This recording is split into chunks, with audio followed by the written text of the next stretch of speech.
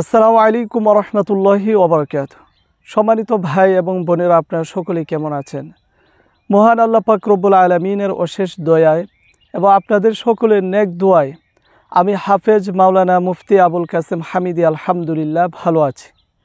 সম্মানিত ভাই এবং বোনেরা, আপনারা সকলেই জানেন আমি দীর্ঘদিন যাবৎ আপনাদেরকে বিভিন্ন রোগের পরামর্শ এবং ঔষধ দিয়ে আসছি। বিশেষ করে যারা দীর্ঘদিন যাবৎ আমাশয় রোগে ভুগছেন, দীর্ঘদিন যাবৎ বিভিন্ন রকমের ঔষধ সেবন করছেন, ডাক্তার হেকিম কবিরাজের কাছ থেকে অনেক ঔষধ আপনারা সেবন করেছেন, কিন্তু আইবিএস বা আমাশয় রোগ থেকে আপনারা মুক্তি পাচ্ছেন না। ইনশাআল্লাহ তাআলা আপনাদের আমাশয় রোগের জন্যে অত্যন্ত কার্যকারী প্রায় 50টি গাছের শিকড় পাতা এবং বিভিন্ন গাছের পাতা শিকড় দ্বারা আমি আপনাদের জন্য রস এবং পাউডার তৈরি করেছি।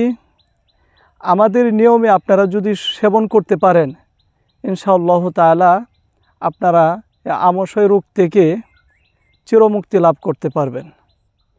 আমাশয় রোগটি হলো যে অনেকেই পায়খানা করতে যান, পায়খানা অল্প অল্প করে হয়,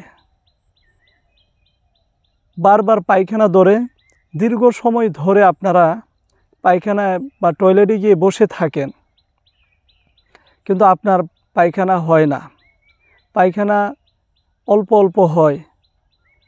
মাত্র টয়লেট থেকে আসলেন, তার কিছুক্ষণ পর আবারও টয়লেটে যেতে হয়।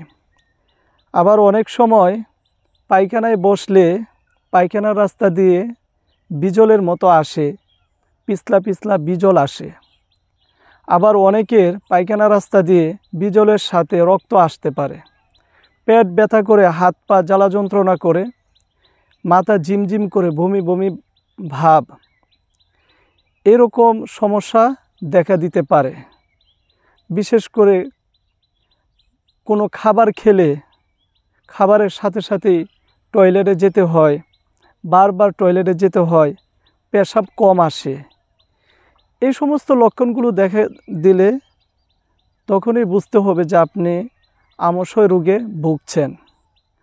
আর এই আমাশয় রোগটা যদি আপনার দীর্ঘদিনের হয়, 10, 20, 15 বছরের হয়, আপনি এই রোগ থেকে মুক্তি পাচ্ছেন না।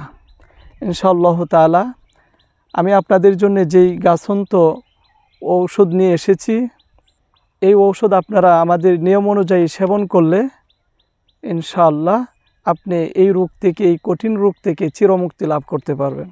আমাদের এই ঔষধ সকাল দুপুর রাতে 3 বেলা খাবারের পর 1 চামচ করে ঠান্ডা পানির সাথে সেবন করতে হয়, 1 চামচ ঔষধ। তার পাশাপাশি আমরা আরও একটি শরবত দিয়ে থাকি, এটা সকালে সেবন করতে হয়। আরেকটি আমরা তার পাশাপাশি দিয়ে থাকি, সেটি রাতে এবং দুপুরে সেবন করতে হয়। এভাবে আমাদের নিয়ম অনুযায়ী যদি ইনশাআল্লাহ আপনারা এই ঔষধগুলো সেবন করেন, তাহলে আমাশয় রোগ থেকে সকলেই মুক্তি লাভ করতে পারবেন। অনেকেই মনে করে যে গাছগাছরা দিয়ে চিকিৎসা হয় না। আসলে আমরা যদি এখন থেকে কয়েকশো বছর পূর্বে খেয়াল করি, তারা সকলেই কিন্তু বিভিন্ন রকমের গাছগাছরা দিয়েই চিকিৎসা করতেন। এখন থেকে 400-500 বছর পূর্বের মানুষও কিন্তু অসুস্থ হতেন এবং তাদেরও চিকিৎসার প্রয়োজন হতো। তখন কিন্তু তারা বিভিন্ন গাছগাছরা দিয়েই চিকিৎসা করতেন এবং বিভিন্ন ঔষধের কাঁচামাল হিসাবে কিন্তু এই গাছগাছরাই ব্যবহার করা হয়। প্রাকৃতিক উপায়ে ন্যাচারালভাবে আপনাদের জন্য আমরা এই ঔষধগুলো তৈরি করেছি এবং আলহামদুলিল্লাহ অত্যন্ত কার্যকারী। এই ঔষধগুলোতে কোনো প্রকার ক্ষতির কোনো লক্ষণ নেই। এই ঔষধ সেবন করলে আপনার কোনো ক্ষতি হবে না ইনশাআল্লাহ। এবং এই ঔষধগুলোতে কোনো প্রকার কেমিক্যাল ব্যবহার করা হয়নি, সম্পূর্ণ ন্যাচারাল গাছগাছরা দিয়ে আমরা কিন্তু এই ঔষধগুলো আপনাদের জন্য তৈরি করেছি। তো দীর্ঘদিন যাবৎ যারা আমাশয় রোগে ভুগছেন, কোনো ঔষধে আপনার কাজ হচ্ছে না, আমি আপনাকে বলবো ইনশাআল্লাহ আমাদের এই ঔষধ আপনি কমপক্ষে একবার হলেও সেবন করবেন, ইনশাআল্লাহ আপনি উপকৃত হবেন।